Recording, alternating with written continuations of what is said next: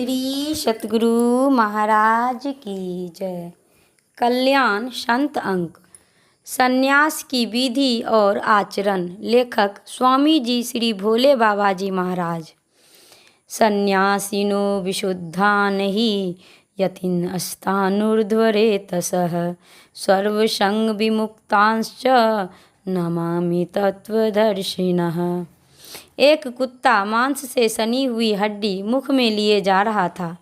हड्डी को देखकर कई कुत्तों के मुख में पानी भर आया और उन्होंने आकर कुत्ते को घेर लिया और सब के सब दांत पंजों से उसको मारने लगे।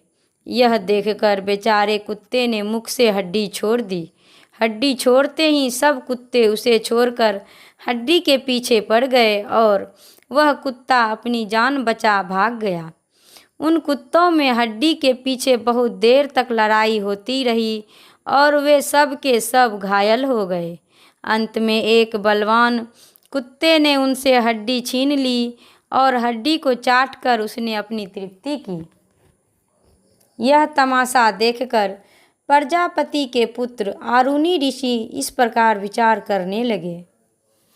ओह, जितना दुख है ग्रहण में ही है, त्याग में दुख कुछ नहीं है, उल्टा सुख है।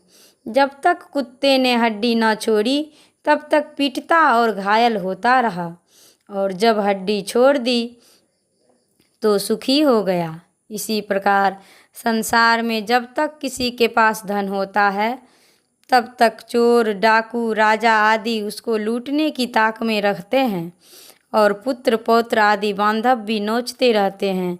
जिसके पास कुछ नहीं होता उससे कोई नहीं पूछता कि तेरे मुख में कितने दांत हैं। जब तक वृक्ष हरा भरा फलता फूलता रहता है तब तक नोचा जाता है और वह ईंट पत्थर खाता रहता है। जब सूख जाता है तो पशु पक्षी मनुष्य कोई भी उसके पास नहीं आता। जब तक सिर का बोझ न उतरेगा तब तक अवश्य बोझों मरता रहेगा। बोझा उतारने पर ही सुखी होगा, इसमें संशय नहीं है। इससे सिद्ध होता है कि त्याग ही सुख रूप है और ग्रहण में दुख है। हाथ से ग्रहण करने में दुख हो इसका तो कहना ही क्या है। मन से ध्यान करने में ही दुख होता है। सच कहा है कि विषयों का ध्यान करने से उनमें संग होता है। संग होने से उसकी प्राप्ति की कामना होती है। कामना में प्रतिबंध पड़ने से क्रोध होता है। कामना पूरी होने पर लोभ होता है।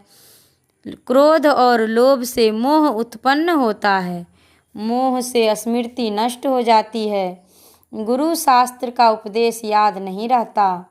स्मृति नष्ट होने से बुद्धि नष्ट हो जाती है और बुद्धि नष्ट होने से जीव नरक में जाता है। इसीलिए संग ही अनर्थ का हेतु है। जहाँ स्नेह होता है वहाँ भय होता है। स्नेह योग का नाशक है। जो स्नेह का त्याग करता है वह निर्भय हो जाता है और विष्णु पद में स्थित होता है। मुक्ति के मार्ग को रोकने वाला संग है। विद्वानों को भी संग मोहित करने वाला है। विष रूप इस संग से मुमुक्षुओं को अवश्य ही दूर रहना चाहिए। जो पुरुष विष रूप विषयों को त्याग कर माया जाल से छूटकर ज्ञान नेत्र लेकर एकाकी पृथ्वी पर विचरता है वही सुखी होता है। यह मोक्ष शास्त्र का कथन है। एक शिव का ही ध्यान करें। ध्यान में सहायता की आवश्यकता नहीं है। जिसको अद्वैय पद प्राप्त करने की इच्छा हो उसके लिए संग बहुत भय देने वाला है।